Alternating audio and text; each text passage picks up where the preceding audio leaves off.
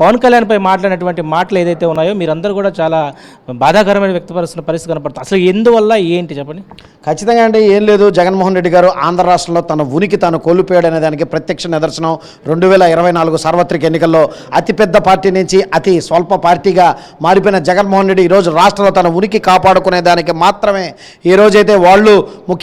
ముఖ్యమంత్రిగా ఆయన ఉన్నప్పుడు, అదేవిధంగా వైసీపీ ప్రభుత్వం ఆంధ్ర రాష్ట్రంలో ఏలే సమయంలో కూడా వాళ్ళని ఎవరు పట్టించుకోకపోతే వాళ్ళ మంత్రుల చేత పవన్ కళ్యాణ్ గారిని తిట్టించి వాళ్ళ మీడియా ఫేసింగ్ కానీ ప్రజల ఫేసింగ్ కానీ ఏ విధంగా అయితే వాళ్ళ వైపు తిప్పుకున్నారో ఈరోజు జగన్మోహన్ రెడ్డి కూడా ప్రజలు చూసే పరిస్థితి కూడా కనీసం లేకుండా పోయింది. ఎందుకంటే ఈరోజు ఆయన చేసిన వికృత చేష్టాలు, ఆయన చేసిన భయంకరమైన పథకాలతో ఈరోజు ఆంధ్ర రాష్ట్ర పరిస్థితి ఏ విధంగా మారిపోయిందంటే ఒక బీహార్ కన్నా ఘోరంగా, ఛత్తీస్గఢ్ కంటే చితికిలు పడిపోయిన రాష్ట్రంగా ఈరోజు ఆంధ్ర రాష్ట్రాన్ని మార్చేసిన పరిస్థితి ఏదైనా ఉందంటే అది ఒక్క జగన్మోహన్ రెడ్డి గారికే సాధ్యమైంది.